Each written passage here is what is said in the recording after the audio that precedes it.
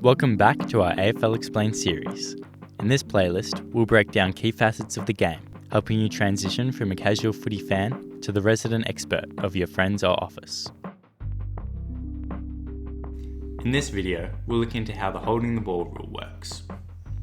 Holding the ball is often regarded as the most confusing rule in Aussie Rules football, and it's important to have a clear understanding of how it's adjudicated in order to understand the umpire's decision making on field, as there are a number of factors that can impact the decision when a player is tackled. There are three main things an umpire must take into consideration when choosing to award a holding the ball free kick. Whether the tackle was legal, if the tackled player had prior opportunity to dispose of the ball, and whether the player still made a genuine attempt to do so. First, let's take a look at what a legal tackle is. In a legal tackle, the contact must be between the shoulders and knees. If not executed correctly, a free kick for high contact or tripping will be awarded accordingly. However, it is important to note that if a player elects to duck their head and high contact is made, a free kick should not be awarded.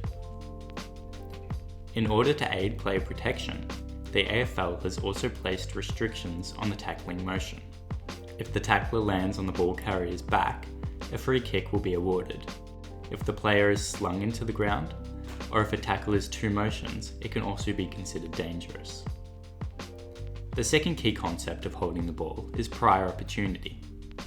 Players are deemed to have prior opportunity if they are balanced and steady but dispose of the ball incorrectly, have chosen to evade or fend a player off, duck, or had an opportunity to dispose of the ball and choose not to. When a player has not had prior opportunity, they must still make a genuine attempt to dispose of the football, meaning they cannot just let themselves be tackled. Players who attempt to kick or handball do not have to do so successfully if there was no prior. However, this does not mean they're allowed to intentionally throw the ball.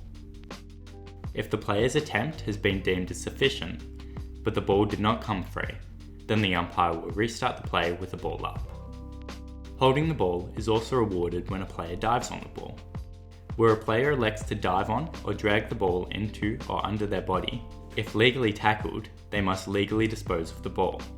Failure to do so will result in a free kick.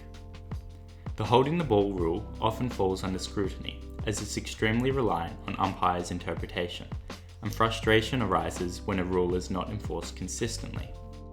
But this is the case with any rule.